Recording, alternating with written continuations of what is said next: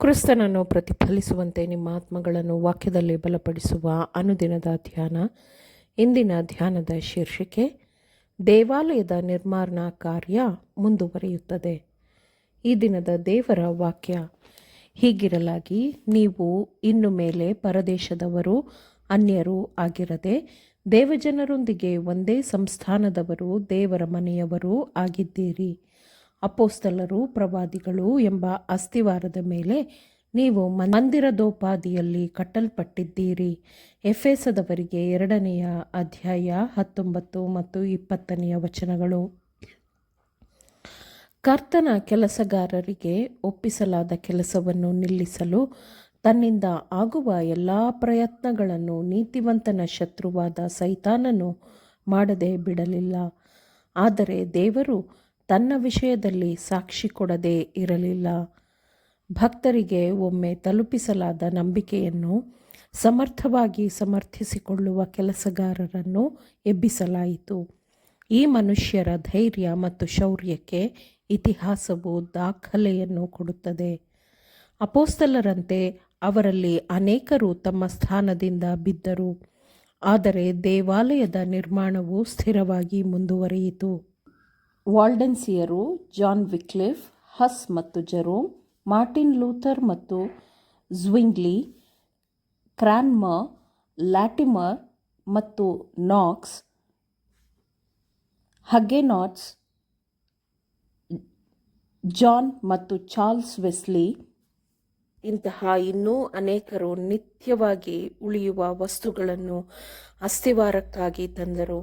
ಮತ್ತು ನಂತರದ ವರ್ಷಗಳಲ್ಲಿ ದೇವರ ವಾಕ್ಯವು ಪಸರಿಸಲು ಉದಾತ್ತವಾಗಿ ಶ್ರಮಿಸಿದವರು ಮತ್ತು ಅನ್ಯ ಜನಾಂಗದ ದೇಶಗಳಲ್ಲಿ ತಮ್ಮ ಸೇವೆಯ ಮೂಲಕ ಕೊನೆಯ ಶ್ರೇಷ್ಠವಾದ ಸಂದೇಶದ ಪ್ರಕಟಣೆಗೆ ದಾರಿಯನ್ನು ಸಿದ್ಧಪಡಿಸಿದವರು ಇವರು ಕಟ್ಟಡವನ್ನು ಪುನರ್ನಿರ್ಮಿಸಲು ಸಹಾಯ ಮಾಡಿದ್ದಾರೆ. ಅಪೊಸ್ತಲರ ದಿನದಿಂದ ಮೊದಲುಗೊಂಡು ಕಳೆದ ಎಲ್ಲ ಸಮಯದಲ್ಲೂ ದೇವಾಲಯದ ನಿರ್ಮಾಣವು ಎಂದಿಗೂ ನಿಂತಿಲ್ಲ. ನಾವು ಶತಮಾನಗಳ ಹಿಂದೆ ತಿರುಗಿ ನೋಡಬಹುದು ಮತ್ತು ತಪ್ಪು, ಮೂಢನಂಬಿಕೆ ಇವುಗಳ ಕತ್ತಲೆಯ ಮೂಲಕ ಬೆಳಕಿನ ಕಿರಣಗಳಂತೆ ಆ ಕಟ್ಟಡದ ಜೀವವುಳ್ಳ ಕಲ್ಲುಗಳು ಹೊಳೆಯುತ್ತಿರುವುದನ್ನು ನೋಡಬಹುದು. ಈ ಅಮೂಲ್ಯವಾದ ರತ್ನಗಳು ನಿತ್ಯತ್ವದ ಉದ್ದಕ್ಕೂ ಹೆಚ್ಚಾಗುವ ಪ್ರಖರತೆಯೊಂದಿಗೆ ಪ್ರಕಾಶಿಸುತ್ತದೆ. ಅವು ದೇವರ ಸತ್ಯ ಶಕ್ತಿಗೆ ಸಾಕ್ಷಿಯಾಗಿರುತ್ತದೆ. ಈ ಹೊಳಪುಳ್ಳ ಕಲ್ಲುಗಳ ಮಿನುಗುವ ಬೆಳಕು ಸತ್ಯದ ಚಿನ್ನ ಮತ್ತು ದೋಷದ ಕಸ ಮತ್ತು ಬೆಳಕು ಮತ್ತು ಕತ್ತಲೆಯ ನಡುವೆ ಇರುವ ಬಲವಾದ ವ್ಯತ್ಯಾಸವನ್ನು ಪ್ರಕಟಪಡಿಸುತ್ತದೆ. ಪೌಲ ಮತ್ತು ಇತರ ಅಪೊಸ್ತಲರು ಮತ್ತು ಆ ದಿನಗಳಿಂದ ಇಂದಿನ ದಿನದವರೆಗೂ ಬದುಕಿರುವ ಎಲ್ಲ ನೀತಿವಂತರು ದೇವಾಲಯದ ನಿರ್ಮಾಣದಲ್ಲಿ ತಮ್ಮ ಪಾತ್ರವನ್ನು ಸಮರ್ಥವಾಗಿ ನಿರ್ವಹಿಸಿದ್ದಾರೆ. ಆದರೆ ಕಟ್ಟಡವು ಇನ್ನೂ ಪೂರ್ಣಗೊಂಡಿಲ್ಲ. ಈ ಕಾಲದಲ್ಲಿ ವಾಸಿಸುತ್ತಿರುವ ನಮಗೆ ಒಂದು ಕೆಲಸವಿದೆ. ನಮಗೆ ಕೆಲಸದಲ್ಲಿ ಒಂದು ಪಾತ್ರವಿದೆ.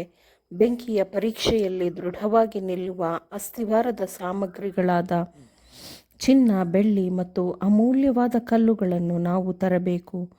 ಇವರು ಅರಮನೆಯಲ್ಲಿರುವ ವಿಚಿತ್ರವಾಗಿ ಕೆತ್ತಿದ ಮೂಲೆಗಂಬದಂತಿರುವರು ಎಂದು ವಾಕ್ಯವು ಹೇಳುತ್ತದೆ. ಹೀಗೆ ದೇವರಿಗಾಗಿ ಕಟ್ಟುವವರಿಗೆ ಒಬ್ಬನು ಆ ಅಸ್ತಿವಾರದ ಮೇಲೆ ಕಟ್ಟಿದ್ದು ಉಳಿದರೆ ಅವನಿಗೆ ಸಂಬಳವಿರುವುದು ಎಂಬ ಉತ್ತೇಜನದ ಮಾತನ್ನು ಪೌಲನು ಮಾತನಾಡುತ್ತಾನೆ. ಶುದ್ಧತೆ ಮತ್ತು ಶಾಂತಿಯ ಮಾರ್ಗಕ್ಕೆ ಕರೆದೊಯ್ಯುವ ಮೂಲಕ ಜೀವದ ವಾಕ್ಯವನ್ನು ನಂಬಿಕೆಯಿಂದ ಸ್ತ್ರೀ ಪುರುಷರಿಗೆ ಪ್ರಕಟಪಡಿಸುವ ಕ್ರೈಸ್ತನು ಅಸ್ತಿವಾರದ ಕೆಲಸಗಳಿಗಾಗಿ ಸಾಮಗ್ರಿಗಳನ್ನು ತರುವವನಾಗಿದ್ದಾನೆ ಮತ್ತು ದೇವರ ರಾಜ್ಯದಲ್ಲಿ ಅವನು ಜ್ಞಾನವುಳ್ಳ ನಿರ್ಮಾಣಕಾರನಾಗಿ ಗೌರವಿಸಲ್ಪಡುತ್ತಾನೆ. ಆಮೇನ್. ದೇವರ ವಾಕ್ಯಗಳನ್ನು ಶ್ರದ್ಧೆಯಿಂದ ಆಲಿಸುವವರು ಮಾತ್ರವೇ ಆಗಿರದೆ ಪಾಲಿಸುವವರು ಆಗಬೇಕೆಂದು ನಿಮ್ಮನ್ನು ಉತ್ತೇಜಿಸುತ್ತೇನೆ. ಪರಿಶುದ್ಧಾತ್ಮನ ಸಹಾಯದಿಂದ ಆಲಿಸಿದ ನಿಮ್ಮೆಲ್ಲರಿಗೂ ಧನ್ಯವಾದಗಳು. ಮತ್ತೆ ದೈನಂದಿನ ಧ್ಯಾನಕ್ಕಾಗಿ ನಾಳೆ ಸಂಧಿಸೋಣ. ಆಮೇನ್.